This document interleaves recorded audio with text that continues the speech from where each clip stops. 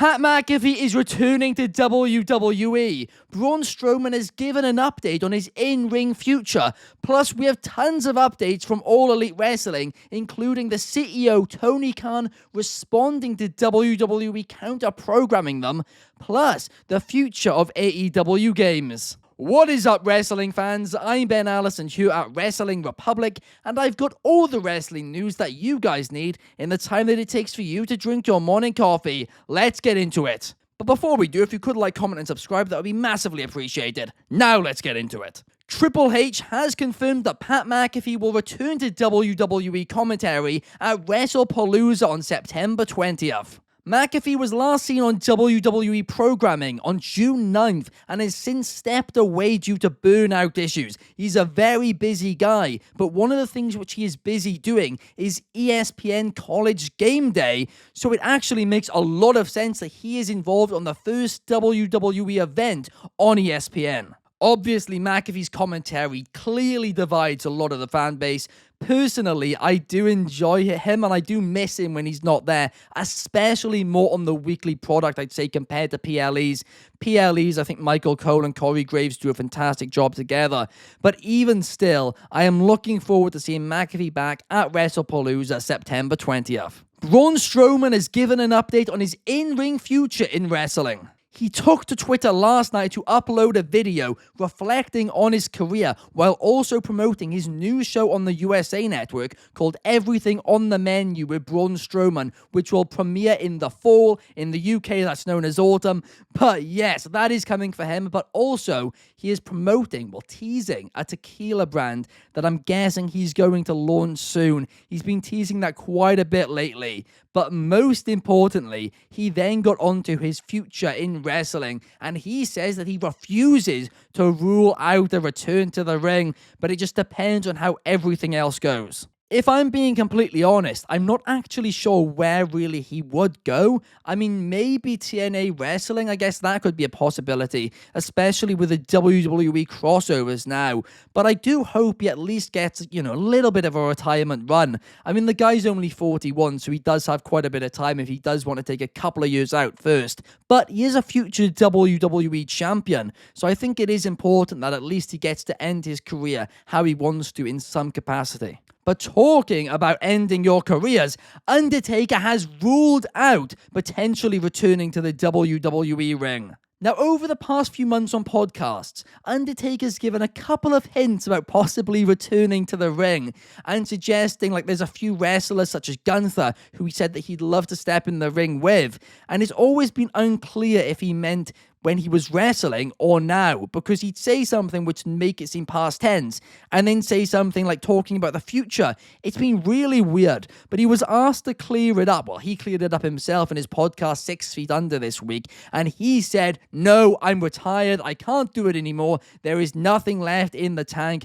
and honestly, I'm glad about this." The Boneyard match against AJ Styles at WrestleMania 36, I do think was the perfect way for Undertaker to go out. I think that was better than any match he could have done in ring at that point, and I think it was just the perfect ending to his career. And of course, he got to come down and leave his coat and jacket and all that in the ring as well. And also, since then, the myth, the aura around The Undertaker has kind of gone a little bit, because he has broken kayfabe properly for the first time. He has become himself more, so I don't really think the attraction would be quite this. I mean, what am I saying? He would still be a huge deal because he's The Undertaker, right? But it wouldn't be the same Undertaker, is the point I'm trying to get at here. But not only that, but Undertaker is refusing to even do an ad campaign with the hat and coat on. He says that is gone now. It was left in the ring. It is done. If you want The Undertaker, you are going to get the American Badass. Basically who he is in real life. Because again, like he's saying, he's broken kayfabe. He's broken the character. You can see the real him now. So it wouldn't mean the same thing. All Elite Wrestling CEO Tony Khan has responded to WWE counter-programming them. That is right, last night on the AEW Forbidden Door pre-media call, he was asked about this, and he said that AEW is having a great 2025, and he believes that is because people in AEW are focused on AEW. And basically, didn't really acknowledge WWE at all. He kept bringing it back to AEW, kept talking about AEW. That was the focus point and clearly what he wanted to focus on instead of really acknowledging the counter-programming by WWE. And I have to say, I think this is the right approach by Tony Khan. Because in the past, when Tony Khan has really found himself in trouble with wrestling fans is when he's continuously taking shots at WWE.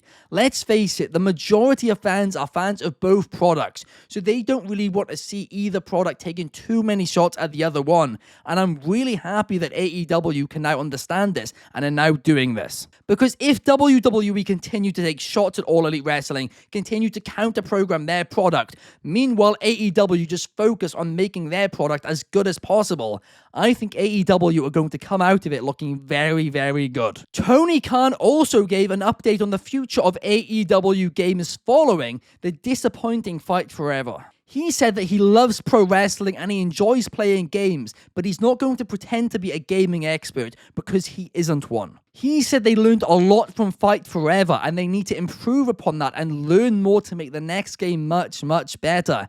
But actually said he isn't really certain what the future will hold for AEW Games, but he does think eventually they will re-enter the gaming industry and will release more games, whether they are mobile games or something else. He said, and I quote, "It's really important to a lot of our fans and I'm trying to learn from that feedback." Again, another really solid answer by Tony Khan. He's kind of acknowledging the fact there was a lot of criticism about Fight Forever, and quite frankly, that might be an understatement. But he's also being very honest about what the future will hold, and I like this. I do like this, rather than just trying to make out like Fight Forever was a huge success when it wasn't, or trying to act like the next game is going to be amazing when you're not entirely sure what the future actually holds for it yet.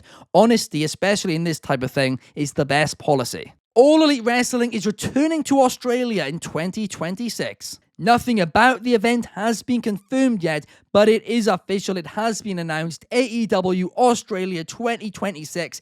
The energy, the chaos, the spectacle, it all goes down right here, is what the statement read, and I'm excited for it. Grand Slam Australia, the crowd was absolutely on fire for that show. It was a great atmosphere. I just hope this time they can find a way for the show to be live. Yes, that's not ideal for Americans, but you can watch it on demand, or you can just wake up early and watch it. Like, that's what most wrestling fans around the world have to do, and I honestly reckon that that show would have been a bigger success if it was live. Because you know the result if it's a few hours later. It just doesn't really work in this day and age, and I think that's Collision's issue at times. When it's not live, things get spoiled. Dustin Rhodes has successfully undergone double knee replacement surgery. Of course, after dropping the TNT Championship just a few weeks ago, Dustin Rhodes announced that he needed this surgery, and it has now happened and it's been a success. Get well soon, Dustin. I'm glad everything went well. Netflix have confirmed they are really happy with WWE. Netflix's Vice President of Sports, Gabe Spitzer, spoke to The Wrap in a new interview, and he said, "We are thrilled with the performance of WWE programming as a whole. From the start in January to now, it's been everything we could hope for and more. A really great partnership." Fantastic news. I don't know about you guys, but I am really enjoying WWE on Netflix.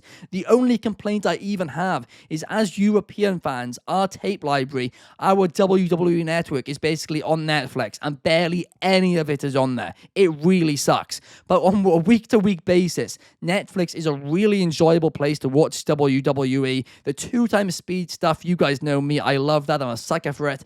But it is just a really good service. I enjoy watching stuff on. And they are so quick to edit out like useless parts of the show when it's on demand too, like the stuff in the ad breaks and all that. They'll just edit it out like an hour after it's aired and it's gone. So if you watch it in the morning, it's completely perfect to watch. No ad breaks, nothing. Really enjoying it. But before we wrap up today's news, today's Wrestling Republic's daily broadcast will air at 7 p.m. UK, 2 p.m. Eastern, 11 a.m. Pacific. And the reason for that is very simply tonight's SmackDown will air at the earlier start time internationally outside of the US because it is in Paris. But thank you guys so much for watching. Don't forget to hit that like button and subscribe if you haven't. And I will see you guys in the next video. Peace.